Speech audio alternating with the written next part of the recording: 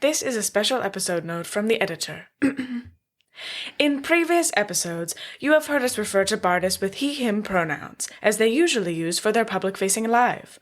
On this episode, Bartis felt comfortable enough to use they/them, as they prefer in their personal life. Yes, we love this for them. Hope this clears up any potential confusion. Please enjoy the show.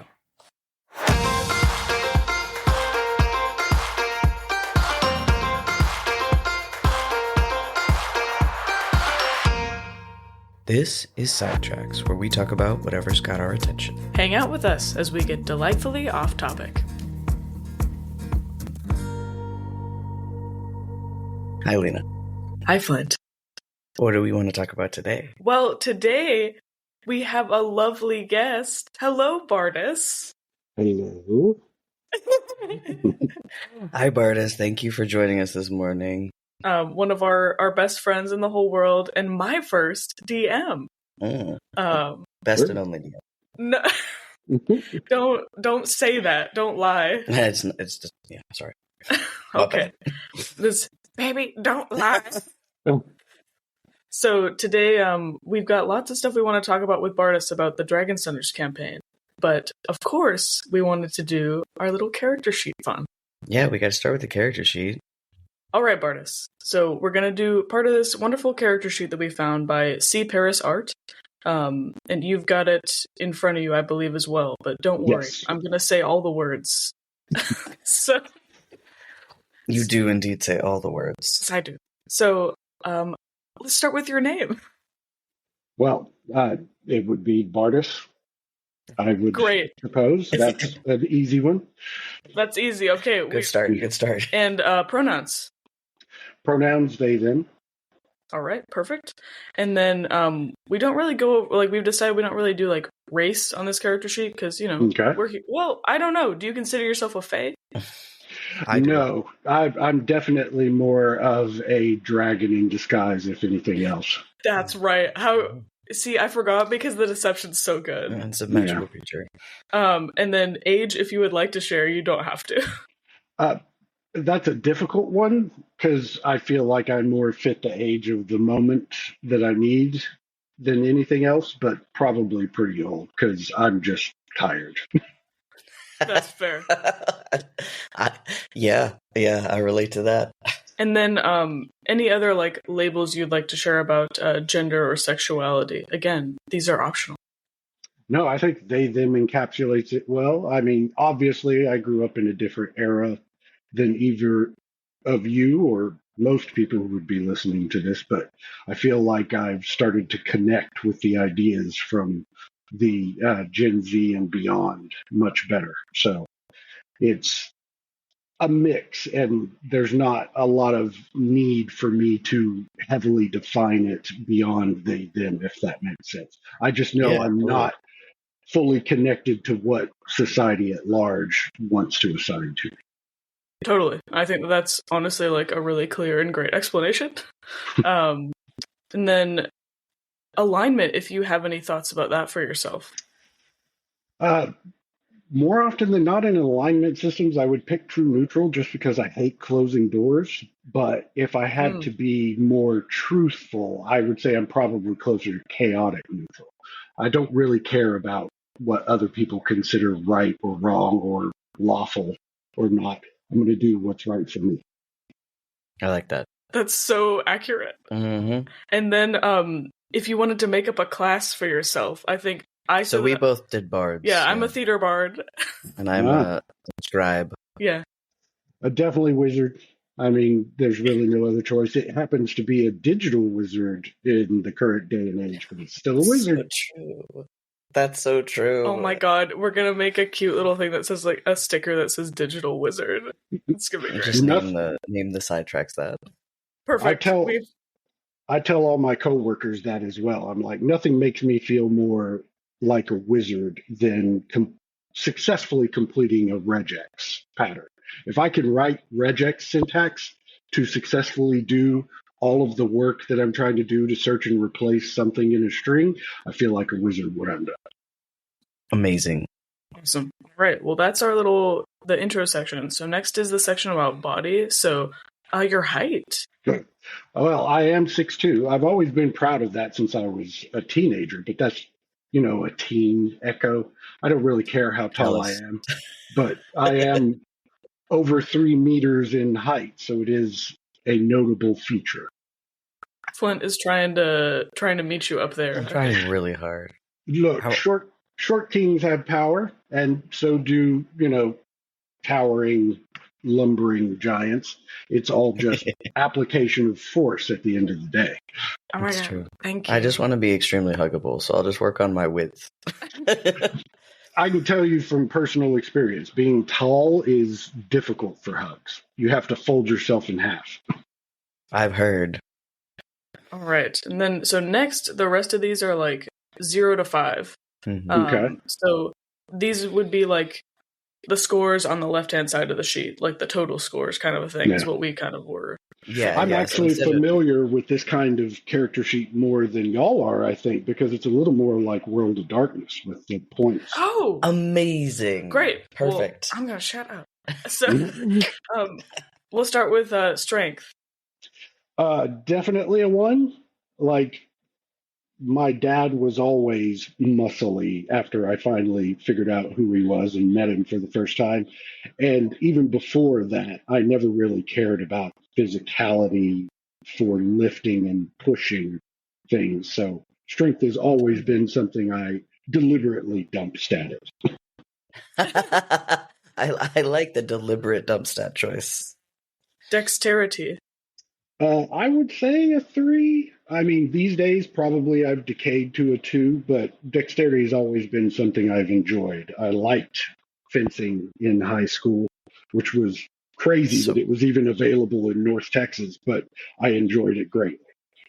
That's right. So cool. I always forget that you were like the fencing That's why you champion. could describe sword battles and shit so well. That's true. Yeah. Health.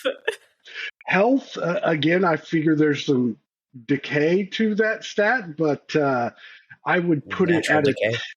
well, both poor start and natural decay. I'd put it at a 2. Like I've learned over the course of 5 decades how to ride the line of doing just enough not to collapse. Yeah, like your con truly like keeps you alive. You know. Yeah. You got that high con. Yeah. Energy. Typically a 4, but there's obviously the current situation has drained that heavily. So let's say I'm under a temporary debuff. Oh my god. Amazing. And then the next 3 are beauty, style, and hygiene, and we don't really like to rate those, but We don't subscribe. no, Yeah. we more talk about like what's like your aesthetic or like vibe kind of thing.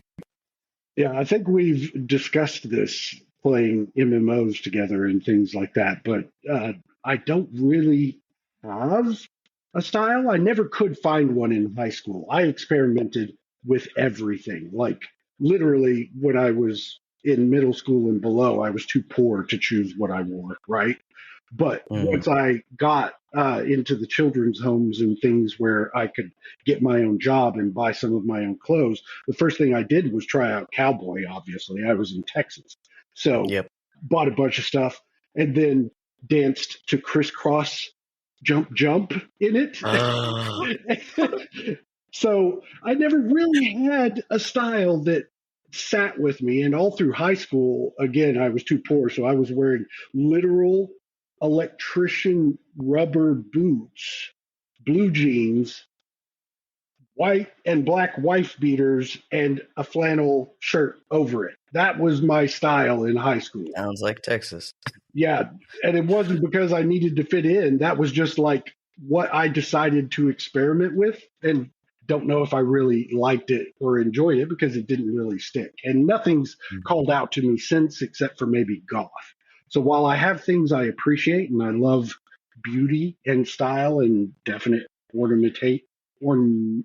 ornamentation, I've never really been able to apply it to me, if that makes sense. Yeah, that makes sense. I mean, Z's kind of the same way. Z like really loves like emo punk style, but because of like profession. Yeah, can't exactly do that even on the weekend. Exactly. Like there's a certain like clean cutness that he has to present. But like the things that you both support in like with artists you support or like media you consume, I feel like goes along with the kind of style that you like want to have, but don't necessarily like personally present. Yeah. Yeah. That's a good way of putting it. I think that hits it on the head. All right. Next we have I think the section I'm most excited about for you, because I love your brain, is mind. Okay. So these are, again, 0 to 5, and then we'll get to do our fun sliding scales. So first is intelligence. That's a weird one because it's a difficult thing to define. I've never thought of myself as intelligent, and other people have always said that I was, and I believe it's because it's a difference in how you define it. So, do we need to put some sort of definition or boundary on this? Hit us with your definition. I'm very curious what definition you have. It's in flux constantly because this isn't something you can truly define as a like ground truth. So it's always going to be some sort of subjective opinion. But as of right now, I would define intelligence as the ability to organize and recall information. It's not that you are, as we would say colloquially, smarter. It's that you're more efficient at recalling important information in the moment you need it. Okay. So then what would you give yourself on that scale? A 3, and purely from practice and need. That's not something talent based. Like thinking of how my thought processes were back when I was 12 and 14 and 16 and 17, I was not very intelligent by that definition. I was very bad at recalling information when I needed it. And I was just curious and liked absorbing it. And now that I've had to absorb so much stuff that I could get lost in it, I've had to figure out how to organize it so I could recall things I need on demand. And I'm still bad at it, but I definitely have developed some shortcuts and quirks that make it work for me. So I would put it right in the middle at a 3. That's really interesting. Yeah. Recall. Because, I mean, that's where I felt my intelligence slip, right? When I was really, really sick, was not being... my memory, I still have memory problems, so, as we all know. Yes. I think that the shared basis of trauma is what impacts that the most. When your brain has optimized itself to hide information, it's very hard to get good at recalling it. Yes, 100%. All right. We move on to happiness. I mean, again, heavily debuffed at the moment. Normally, I would put it at a 2 or 3. Right now, it's maybe a 1/2. That's fair. We feel it. I knew it was coming. See, I didn't count my debuff. I know. I love that you're counting your debuffs for it. Because Bartis is great, and of course we knew that things like this would happen, that we were like, man, we should have thought of that. No.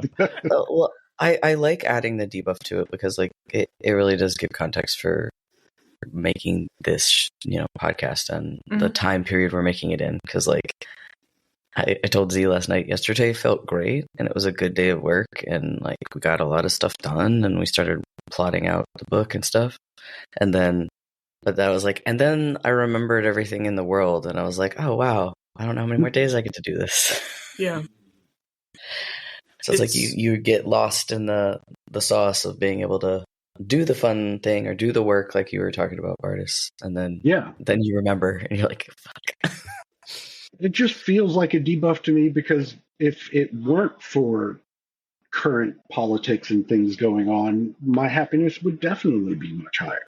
100. Yeah, absolutely. And honestly, like, this is one of the times that I feel like we get to thank our hyperfixations sometimes for allowing us to like feel happier when we play Lotero or when we're working or like whatever. Like if you're working on a really hard work problem and you just get lost in it or whatever, and then your debuff goes away for a little bit.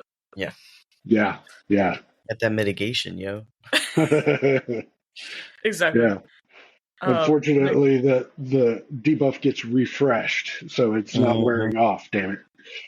I know. Yeah. So next is spirituality. Strangely, I would put that at a 5. I don't know if that's strangely. Maybe that's more defensive preparation for a conversation. With you two, I shouldn't need to do that knee jerk reaction. It's definitely a 5. Like, Yeah. Oh yeah, from the first moment I became self aware enough to start deciding what reality should be around me in high school, I started deciding what reality should be. And I explored my options and got a lot of information about my history and some of the things where my legacy and things came from. And all of it led to me understanding how to impact the world around me more. And as I found that, I followed it further. So I would definitely put spirituality. Amazing. for sure. Yeah, we just did like finish out the character sheets a little bit, and there's a belief section on here, and I definitely want to talk to like different people in our life more about like beliefs, because Lena and I, as per usual, are just totally different on a lot of things, and beliefs especially. So it'd be fun if like maybe we could have you come back and just talk about like beliefs for a couple hours, because that would be really fun. Yeah, that would we- also that would be a fun thing to do with like us and Buck, like the four of us. I feel Oh, like could yeah. have a really Oh, fun and discussion. Avon too. And Avon, yeah, we could have Yeah. all five of us do a sidetrack on beliefs. That would be great. Next is confidence. Well, that's a weird one because I project confidence, but I don't necessarily experience it. So it's difficult to balance. And in the few times where I've ever actually felt confidence, it very quickly spirals into overconfidence. So I'd put it at a 3 just because I've learned over the decades how to balance it and make it work. But that's more of a skill than a talent, again, if that makes sense. Yeah. Yeah, humor.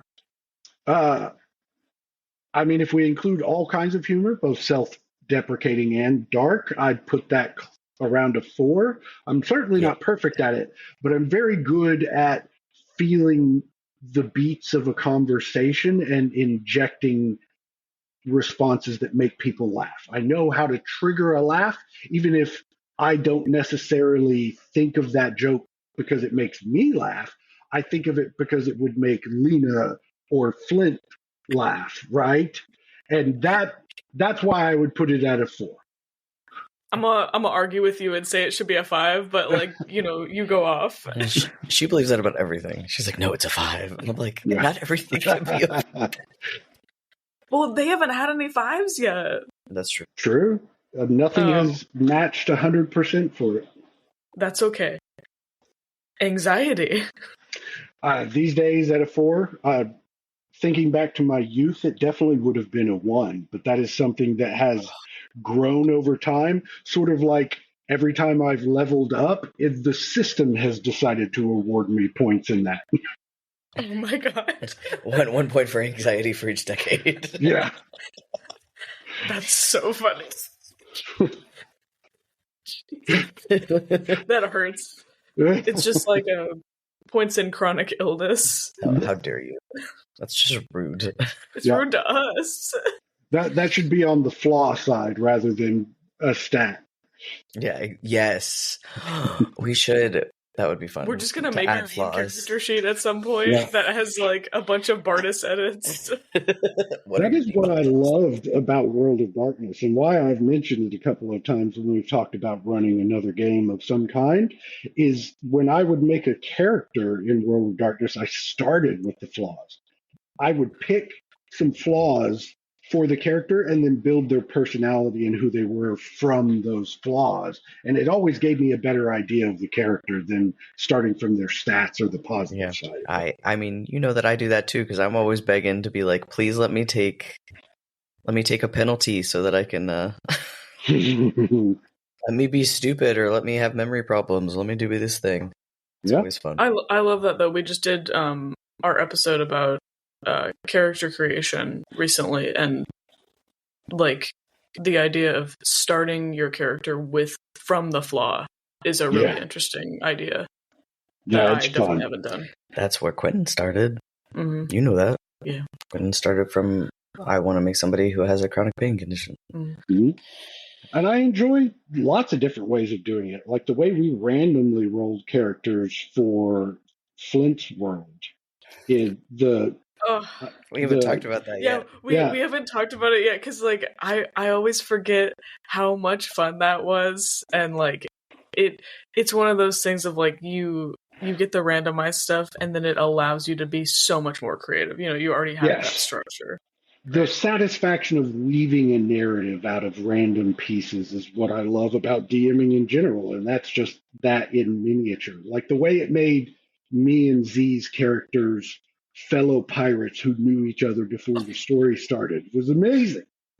I know. I cannot wait. You know, I can't wait to talk about that campaign. I'm blushing over here. I'm so glad you guys liked it. Everybody felt so much pressure because we loved our other characters so much, and I was like, well, why don't we just take some pressure off and roll? Yeah. And that's how everybody got their characters. You take your pressure off. God damn it. That's called fluff. Yeah, it is. All right, patience. Definitely a one. This is something I have struggled with since birth. I have zero patience. I want it all, and I want it right now, and I want it the way I want it. And bless you for that, honestly. Yeah, it's very queer of you. Mm-hmm. I'd never understood what was happening to me when I was a child. And it is amazing exploring neurodivergence through social media in my 50s, basically, 40s technically. But yes, whatever. also thank you for telling us about our touch of tism. We appreciate it. It was the way I learned. Like, literally, TikTok was like, hey, did you know this about yourself? And I'm like, no, I didn't. But everything is so true. And like when I was on TikTok, Bartis was like, "Here's some people I think you might like," and then I followed them, and then I like got suggestions. And when you were like, "You have a touch of tism," and then I went down the rabbit hole of like testing myself and all of that stuff. And you're like, "Why do you think you like all of these autistic creators?" And I was like, "What?" Oh, man. Let me tell you what. I explored that algorithm inside and out. And the one thing I can definitively say about TikTok is that it is designed to pigeonhole you in a small clique of people who are exactly like you. And it just works like that. Mm-hmm. So if you are seeing that content on the original algorithm, over the last year, it definitely has changed. So these things I'm saying now do not apply to TikTok as it is as of, July in 2025. We're more talking about 2024 and before. And before. It was just, it knew what you were before you knew what you were. And then it would start feeding you that content. It did. It showed me so many like trans male creators. Like that's how I found like Jammy Dodger and Ishness and several other people. We love them. But like but it knew somehow, and it was buried deep. I don't know how it did that, but it did. And finally, in this section, we have passion. Definitely, this might be my first 5. That's the thing I've always struggled with is that, hyperfixation. If that's maybe misinterpreting it as passion, I don't think I ever understood what passion was. But definitely, when I want something or I like something, I'm 1,000% into it. Well, that's one of the things we love about you, that I love about you, at least, because it's just it makes you such a good storyteller and good friend and a bunch of other things because you're just so passionate about stuff. Yeah. I love that that's your first 5. Yeah, that's a good first 5 to have. It can be a drawback. It definitely restricted my relationships as a child, though that's not necessarily a bad thing. I got more used to scaring people off than anything else. Well, I mean, I also had, I don't remember what I put for my own passion, but like, I also had that problem as a kid of like, I just love this thing so much. Will you love this thing with me? Yeah, I did 5. Yeah, I think we've all of us have a 5. like, will you love this thing with me? Yeah. And people just didn't understand. They're like, why are you so obsessed with, like, you know, Ninja Turtles or unicorns or whatever it was at the time? Oh, And unicorns. Like, the one memory I I like still Violet retain, Unicorn. the one memory I still retain from the age of around 8 or so is remembering playing in the playground at recess with a young girl about my age at the time, and we were both pretending we were pegacorns flying to the sun. Oh my god. That's so sweet and wholesome. Did you get to like heal a little bit of that part of yourself when River and Zegasus got to Yes. play in game? Yes, you definitely see some of that peeking out with how much I love pulling Zegasus into everything. Oh my god, it makes so much sense So now. good. I mean, there's the NPCs are you create so many, and so many don't mean anything, and then there's like a few that you're just like, wow, I put a lot of myself into this person on accident. Yeah, yeah. And it's not on purpose either. It's more just, I like rolling with it. I'm not exaggerating when I say I enjoy simulating an entire existence and then sharing as much of that with y'all as I can along the way. So y'all really are setting the stage for me to have those moments. Yeah. And we want to talk about that like for 10 hours today. Yeah, so, it'll be great. Well, so then the next part of the mind section is these little sliding scales. So, first we've got from nice to mean. Okay, so here we have to differentiate I changed between it to kind, by the way. Yeah. Not nice, kind. Which, like, is this as you present to others or as you present internally or some sort of weird mix of both? Because that Talk about definitely. both. Okay. Well, obviously, being neurodivergent, I know how to be as nice as I need to be in any situation, right? Mm-hmm.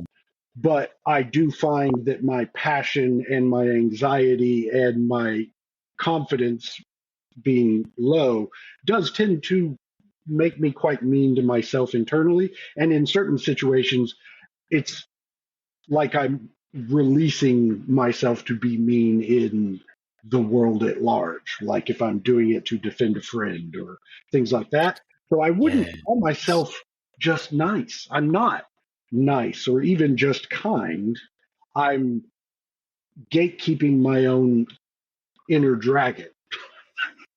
No, I like that because, like, I don't think we talked about internal meanness. Because if we count internal meanness, I'm a mean son of a bitch. Yeah, I'm also mean. Yeah, I think that is a common thread through several generations now. Yeah, I mean, because it's trauma, right? But it's also like you were talking about. I love that you're like so openly talking about like the neurodivergent lens of it. Of I've matched the patterns on how to be nice. I think that's why like I have such a distaste for the word nice. Because that's all I was told to do. It was like you need to be a nice young lady when I was little, and a loaded word. I hated. Oh, go ahead. I was saying that's a loaded word in the South. Yeah, it's so loaded because like nice means something so different to me than being kind, because kind is about caring about a person and being honest with them and like interacting in a way that's truthful is kindness to me. Whereas being nice is a set of rules and like it's almost like cotillion, right? Like there's which forks do I use first, and like how do I sit and how do I say like, do you want to be sir, do you want to be ma'am? Like it's just so different, and it's so dishonest. Niceness is dishonest to me. All right, so our next sliding scale is brave to cowardly. Oh, definitely cowardly. I mean, that's built into the neurodivergence for most people too. Trauma is because you were scared. Mm-hmm. And pacifist to violent. Definitely more on the violent side. I've learned how to present pacifism, but I've always been, because of my particular skill set, whether you want to call that my astrological sign or my trauma or whatever, I've always known how to manipulate a situation to achieve my goals, and that is its own kind of violence in my mind. Oh, interesting. Mm-hmm. Thoughtful to impulsive. Definitely more on the impulsive side, but I wouldn't say 100%. That's more of an 80-20 split. I've learned how to put some thought into things, but having a 5 in passion has definitely made me easily lean towards impulsivity. I understand this. Agreeable to contrary. I would say another, well, this is closer to 70-30. I would say I'm closer to contrary, not trying to just make things harder for everyone. It's even when everything's going well and I agree with what's happening, I tend to do the devil's advocate thing just to make sure everybody's on the same page. Yep. It's true. I've seen it. Idealistic to pragmatic. This is a hard one. I would say right now I'm probably 50-50, but that's more of a learned behavior in the world. I definitely was idealistic as a child, and the world has That's what I said. slowly beaten that out of me, but it's still there at the core. That is definitely what I said. I was like, I used to be idealistic, and she was like, really? And I was like, mm-hmm. Frugal to big spender. Another one that shifted over the time. As a child, even into my 20s, money is a resource. Money does nothing until you spend it on something. Then you have value. So money for me was not even a store of value. It was a vehicle to bring value to me. And I didn't care about that vehicle. I wanted the value. So every job I ever had, every penny I ever put together was only in my hands long enough to go buy me something I actually wanted. Once I had children and a family, that kind of changed, especially because my wife was good at being frugal, but not very tactical at growing that wealth into something bigger. I ended up having to learn skills and how to use money well. I would still call myself a big spender, but now it's very targeted spending in the right moments. Most days I spend next to nothing because I have everything I need in the house.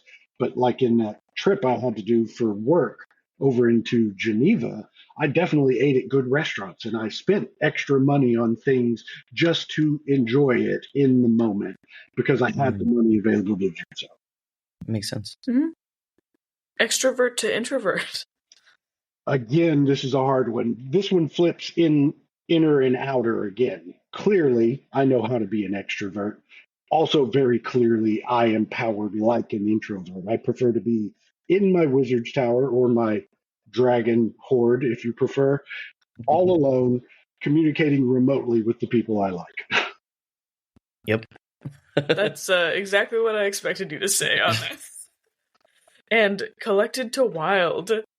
Another learned one. I would say right now I'm 50-50, but as a child I was very wild and enjoyed being wild and impulsive and passionate about things. But I have had to learn how to collect myself so other people wouldn't get freaked out and run away. Yeah, it's fair. And then we have our cute little checkboxes. So these are our yes or no's. Ambitious. Yeah, definitely. I mean, that goes hand in hand with passion usually. Yeah, I agree, but you weren't. Did you say you were ambitious? I think you did. Yeah. I think I did. I am. It's just like it presents differently, I think. It does. I feel like these are flaws. They're just being presented as check marks here, and you're just saying whether or not you took that flaw. But it definitely is impacted in a network of interactions with everything before it. Yes. We both just opened our jaws so wide at that realization. They are flaws, aren't they? Yeah. Stubborn. Oh, yeah. Definitely. Definitely stubborn. Like, for example, my favorite game that I've played for well over a decade now, I have over 3,000 hours on it in Steam, is a roguelike where you're meant to play carefully and run away more then you fight. You're meant to know I can't beat that mini boss or that elite. I need to get the heck out because my build will not be able to handle it. From day one of downloading that game and to today, where I played it earlier this morning, I don't play it like that. I play it on the hardest setting I've unlocked at one life, true roguelike. You die, character's dead, and I fight everything. I open every door and every chest and spawn every trap on purpose, and I see how far I can survive. I used to play stuff like that. Oh my god, this sounds so stressful. Like, It's a great way to be angry in a safe space. That's fair. You've seen me play first-person shooters. Yeah. Like I get so bored when I start succeeding with a good build and nothing can kill me that I fall asleep playing. Oh wow. my god. Amazing. It really is just a safe space for that stress. Yep. Yeah. Decisive.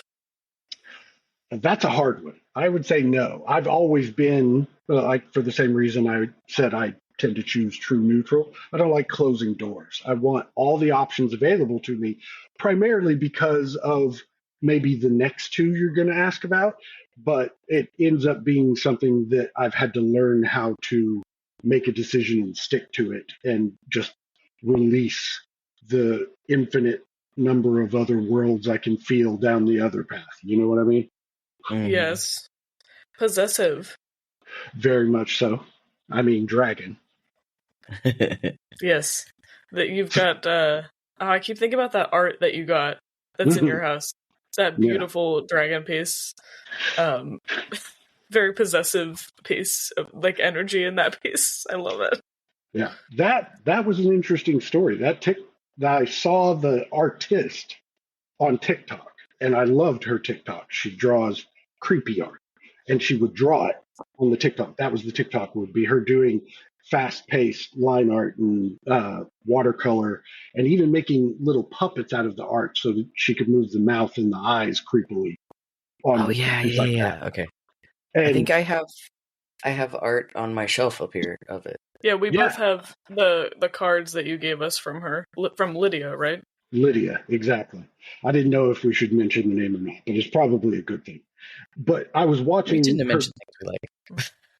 her TikToks, and she said, I've done a ritual to draw prosperity because I need to pay these bills. And I was like, oh, okay, well, that's the call to me. As soon as I saw that TikTok, I hit her Etsy and I asked for the biggest commission she had available.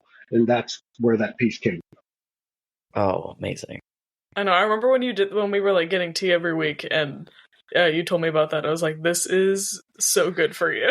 Well, I just love that in the like extras that she sent you, like we haven't talked about that campaign at all, but PQ like is basically it's a Pathfinder race, like a character I made out of Pathfinder race that's like made out of a piece of the universe, a sentient piece of the universe.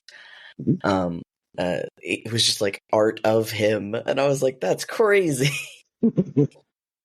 Yeah, and then you gave me that one that looked a lot like the character that was going to host my show before Mercutio was hosting. The masks and the Italian style. Yeah, it was very good. At some point, I will play that character in game because I want you to. I need to. Bartis and I talked about that a lot, of like making a like custom class for that character. That would be cool. So, I need to do that. Anyway, great. So they're possessive. What about jealous? Yeah, I wouldn't say it's overriding. It's more tightly coupled to the possessivity. If something is mine, it's mine. And I do get upset if that's proven untrue in some way. But I've also learned how to mitigate that. And I've, as a result, learned it really stems from being possessive of something. And in some cases, that's not good. That's not healthy, right? And I've had to learn how to express that need to be fully and totally passionate about something and have that reflected back 100%, you know? So for me, possessive and jealous are so coupled that they're almost indistinct. I guess I would have to say I took them both, but they mean the same thing to me. Interesting. Okay. And then finally in this section we have perfectionist. I mean, we all claim that. This seems to go hand in hand with neurodivergence, but I definitely had it. The way I learned to draw, as a very good example of this flaw, was every art teacher told me you have to sketch it out, draw these rough scratches in the general shape, and then go back over it with a different, thicker, heavier pencil or pen, and then erase your scaffolding, basically. Mm-hmm. And something in my young budding consciousness said, fuck that. And I literally started from the tiniest details. When I would draw a dragon, I would start with the scales. I already knew the shape and where it would be on the page, so I would just start drawing the scales there.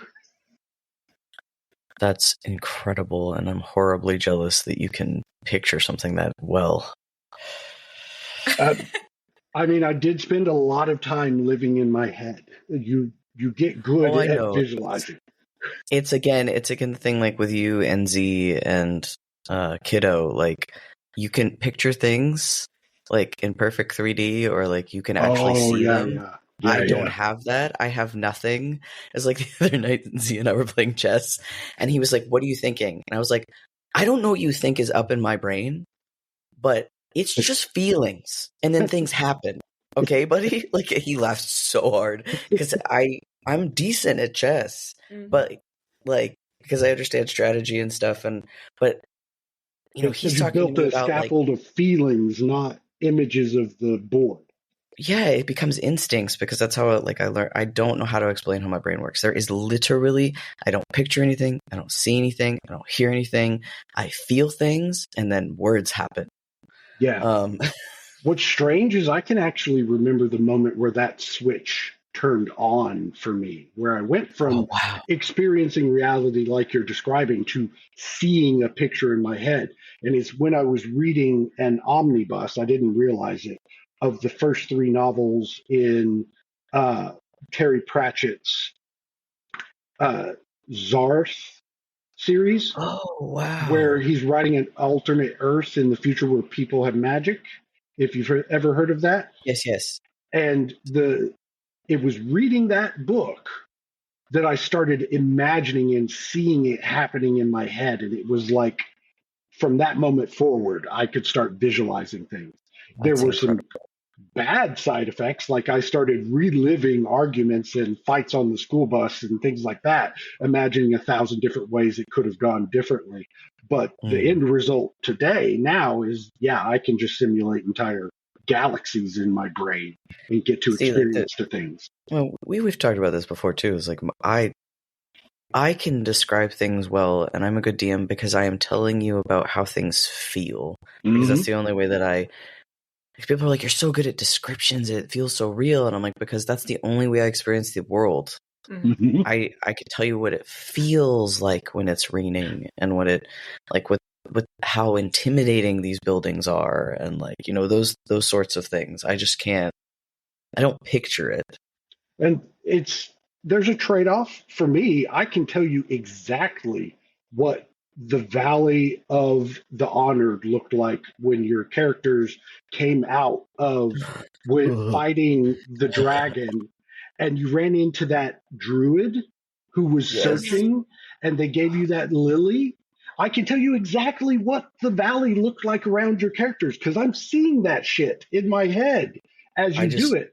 But I'm only approximating what those NPCs were feeling in the moment. For me, the trade-off is, while I have this deep 3D visual in my head, there is a trade-off in detail for a given NPC.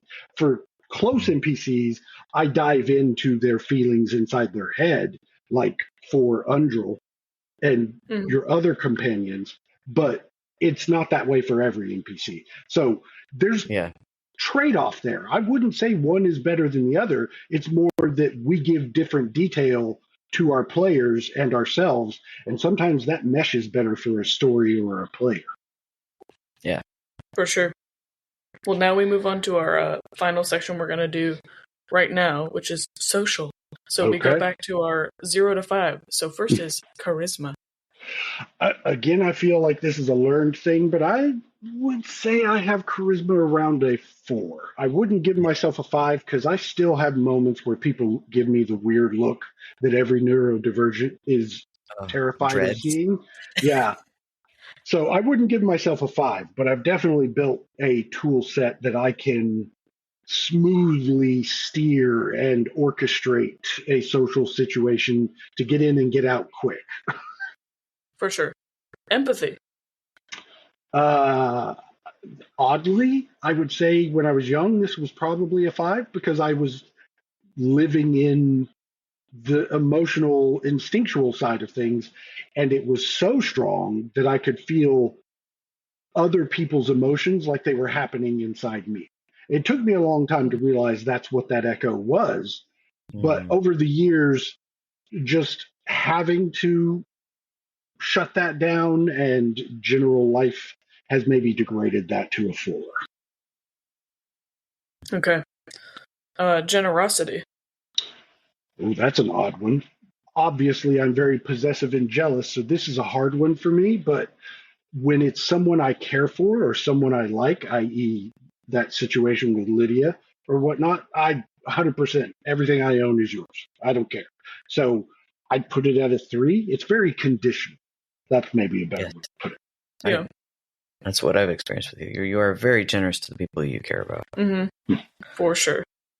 Wealth. Because that's what wealth is difficult for the same reason I was describing what I felt about money as a child here. I have built wealth through my career and through learning skills with money, but I'm far from good at any of it. So I'd say maybe a 3. I'm certainly not even out of the aspirational class, if that even still exists in America.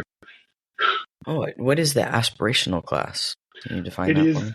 It is the unfortunate side effect of there being no real middle class in America since the 90s.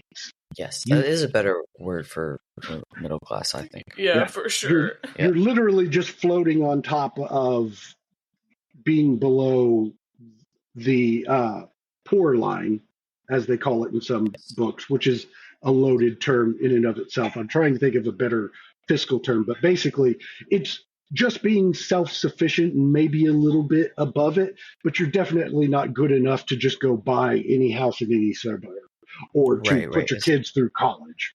That's where I would put me and Z is more like the where we can do things together and have hobbies and things like that, but that doesn't mean that like we could weather the storm of multiple like health crises or like totaling the car and something else happening, right? Yeah.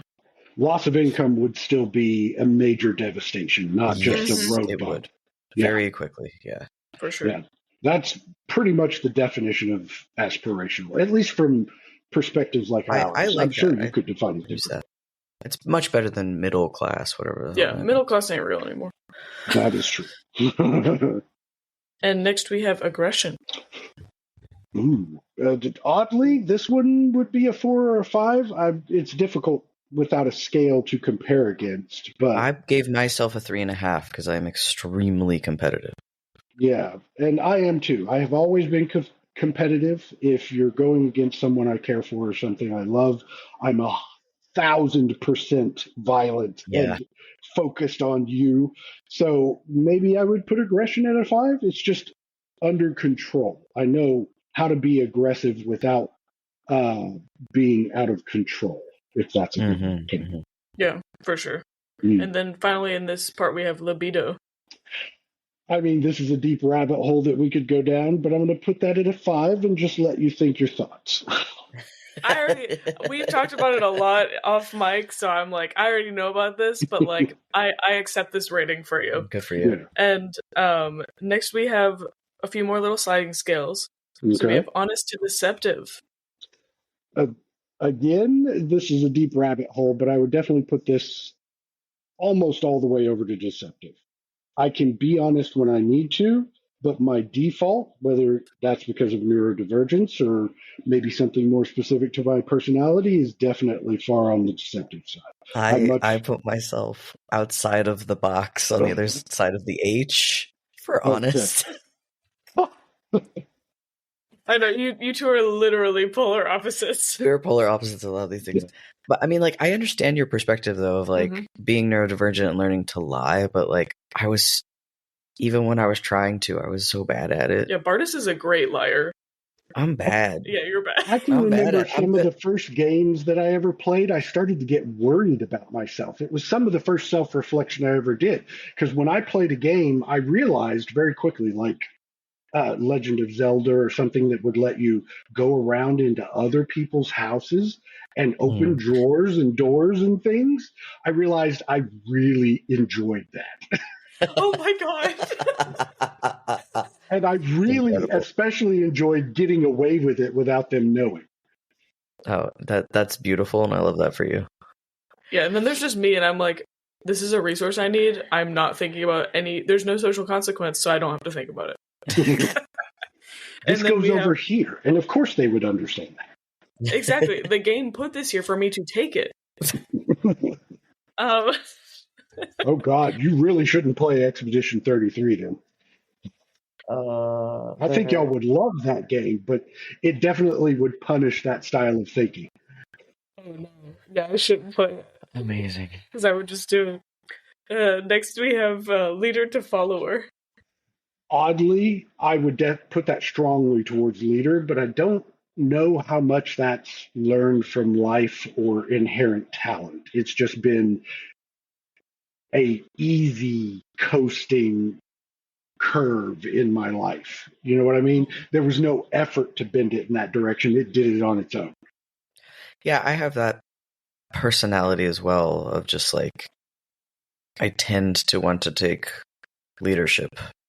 Like, not want to take it, but like it tends to fall that way because people are like, "Oh, you know what you're doing? Go for it." You both are very competent, and you usually know what you want out of a situation. And I know, like, Bartis definitely has that feat. What's it called? Like commanding presence or whatever. Yeah, I ain't got that. You're about to take it, I think. In your next level, you're about to. My next level. Give me a few months when I'm a little bit wider. I'll be a commanding presence. Okay, that sounds great. Actually, I learned this the hard way back in high school. It doesn't come from physical as much as you would think. Again, it's about application of force. And I learned this from that book I've already shared with you before, the Aristoi. Yeah. It's about projecting that out into the world in front of you. So this is a big segue, but I have found, because I'm sure you can hear my voice has dropped more over the last few weeks. We went river rafting, well, I thought it was supposed to be a river float, but it was fucking kayaking. But we were kind of like out in the middle of nowhere, in like outside of Sacramento, and I apparently, like, when I mask and then I'm uncomfortable around like country men, I have an accent. I put on my southern accent, which makes sense, but it's just very slight. But when I talked, like, there's my height, right? And so I would be like, I need to get by, excuse me, right? Like that kind of thing. And when I walked up to them, there was an attitude. And then when I opened my mouth and they heard the timbre of my voice, there was a deference. And that surprised me. It's like you suddenly realize people around you have these little buttons and levers that if you engage with them correctly, you can instantly, almost instinctually trigger a response. It was so strange to see these men that were like a foot taller than me or whatever, like, 6 inches or whatever taller than me, and looking at me, the young men, like, what does this fat shorty want, right? And then I would open my mouth and they were like, "Oh, yes, sir." It was real bizarre. That's the exact situation I was describing with the Aristoi effect. Specifically, I was 6'2" when I was like 15 or 16. I sprung up quickly. And as a result, being neurodivergent, I was trying to hide. So I was hunching and looking down at the floor, And that made getting through the halls in high school horrible because people do not get out of your way. Everybody's talking and paying attention to their own shit. People at that age, you barely sense what's 2 feet around you, right? Yeah. And so after I read that book and I decided to just try it, and I stood up and looked all the way down the hall, no matter where I was going, even if it was just 5 feet away, you have to look through everything in front of you and everyone like they're not even there, and you just move. And people would just get the fuck out of the way. And it works even today. You need to get through the streets and you're worried about people getting near you, look past them and walk like they're not even there. That's like, okay, so I had the same thing where I would dart around people in high school and stuff because I was smaller. Yeah. I was even shorter than when I met you, Lena. And I was about your height, actually. And it was when I, like, first or second year of marriage, like, it was like so it was like a few years in. It was like 2012-ish. And I was on Tumblr and somebody was talking about, like, they were like a shorter woman. And they normally had trouble getting around in crowds. I think I told you about this, Bartis. And she, her friend forgot their medication, like their inhaler, and they were at a con, and they were like, "I got to go in, even though the doors are closing soon. I have to go get her medication." And so she was like on a mission to go get this medication, and everyone, like, the seas parted, and she realized it was because she was in Winter Soldier cosplay, which is amazing. Yeah. But that's why I started calling it Winter Soldiering it. Like, I got to put on my Winter Soldier, like, because she was like, "Oh, I squared my shoulders and I was looking down the hall towards where I needed to go and I wasn't paying attention to anybody." And it's exactly what you're talking about, Bartis, of that I have a purpose and you're in my way. And she was just like, and that's how I started walking down the sidewalk after that. Yep, that's pretty much that's what you got to do. If you got to get somewhere, you got to that Winter Soldier walk on, man. If you don't want people to step on you anymore. It's a heady feeling when you get it down the first time. Yeah, well, and now it's really interesting because, like, I'm trying not to be scary because I am getting bigger, and, like, it's this weird balance of code switching with men and women. Because with women, I don't want to be intimidating, but with men, it's sometimes safer to be intimidating. So it's very interesting. That's the paradox, especially for a lot of trans people, as they switch through the gender perceptions of everybody around them. Yeah, exactly. Like, it's very interesting. Anyway. Yeah. All right. I know I knew we were going to have some very good tangents today. We knew this. We're happy about it. So next, our science scale is polite to rude. It's difficult for me to say this because I'm supposed to be polite, but I am definitely rude. My natural inclination is to just say it. And it is clearly rude in almost every single social situation. So I've learned not to say some of these things, or at least learned ways to intimate it or suggest it that is safer in the context of the conversation. But it's definitely a learned behavior to avoid being rejected or punished for saying it out loud. Yeah, like the verbal padding around the rudeness, For sure. And then our last sliding scale, we kind of think doesn't really apply right now because it's impossible to not be on the scale, but it's political to indifferent. But impossible. Our existence, it's impossible to not be political. Yeah, my natural state is indifference. Like, please, just run the world safely for yourself and everyone around you and let me do my own shit. Don't make me get involved.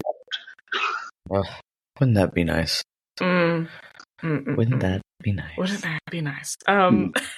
So then we have our cute little check boxes, and then we won't make you do any more of the character sheet today.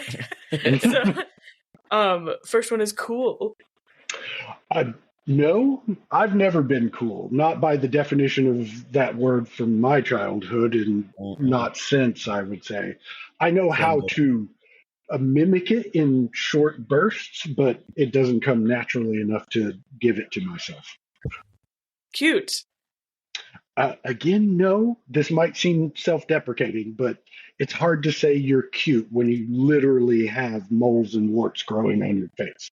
So, It's okay. I'll think you're cute for you. I know, we both think you're cute, and that's okay. We can have our feelings. that is an You know? appreciation that I do have. You can be cute to other people. I have a hard time check marking a perk of cute on my own character sheet. That's all. Oh, I know. Like Lena made me. I am forceful. Fun. Yes, I would say I'm fun. Even if it is a learned skill, I know how to make the people around me enjoy the time more, and that makes me happy. We're so proud of you. Gullible. Yes, very much so. It has taken me a long time to understand how to avoid being gullible, but I am. It's me and Bartis Very over good. here being gullible. Y'all being gullible. Yep. Flirty. It's a hard one. I definitely, thanks to the libido of 5, want to be flirty, but I would never say that I was successful. You're so good at it. Maybe a L? conditional checkbox there. Then. Yeah, if you needed to be for a situation, you would certainly be fine. Oh yeah. Obedient. No, absolutely. We don't need to clarify that. It's just Yeah. true. Me over here. No, I checked it too. Yeah. Forgiving. It strangely also no. I'm the sort that might give you leniency, but once there's something between us that is extremely negative, I will remember that forever. I have quite literally a balance sheet in my head with everyone around me. And I keep track of our positive and negative interactions, and there's a final total. Oh no. What's my total? I know, that was me too. Now we're in that meme of I have a ranked list of all my friends. You're like, where am I? Asking that question moves you severely up or down that list. No, that's Yeah, not, don't ask that question. I know, that's but I not- definitely panicked. That's not something I actually track in terms of reactions. But both of you are obviously in the positive, or I wouldn't be doing a podcast with. Yeah, I figured. That's That was just our insecurity going, yeah. oh my god, what have we done wrong? And finally, scary. I would say yes. I can be scary when I need to be. And obviously, RBF is every neurodivergence frenemy. You know what I mean? So yeah, I said yes as well. I said Yeah. I'm very intense because of the passion. yeah. Well, we did it. We did it. We did the parts of the character sheet that we wanted to do. That we're trying to do with like every guest we have, and then if you come on again, we could do the other part or something like that. Yeah, Sure. But thanks for doing that with us. I learned a few things Yeah. about you, how you think, which is really cool. I learned a few new ways to think about it myself, which is cool. Mm-hmm. It's a good party game. Yeah, it is for sure. Well, thank you for getting sidetracked with us. Yes. We'll be back with some info about what's happening next week. But first, A word from our characters. Love the show? Of course you do. Want to learn more? I mean, who wouldn't? Well, you've come to the right bard. This is Mercutia's Market with your host, me, Mercutia Claudius Titania Banquo Ulysses Falstaff. And yes, I did make the name myself. If you have questions for your wonderful hosts or me or anyone else you've heard on the podcast, but mostly me, email us at queerdicerolls, that's ROLES, at Obroris, that's OBRORIS, archives.com. If you wish, you can send these poor, tired queers the funds for their iced oat lattes through our Ko-fi, Queer Dice Rolls. Be sure to follow us on your favorite platforms. If you'd like to peruse these or any other links, check out our link tree. This week, we want to thank our favorite dragon in disguise, Bartis, for joining us on the show. You're gorgeous, and we love you. That's all for now, but I'll be back next week. Ta-ta!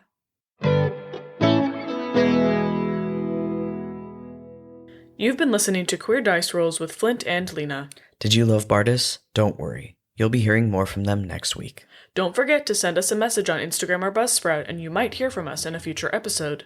The main campaign will return next week, where we will continue our chat with Bartis and dive into the origins of the Dragonstunners. We'll be back next week, but until then, take this inspiration die, just in case. Bye, y'all.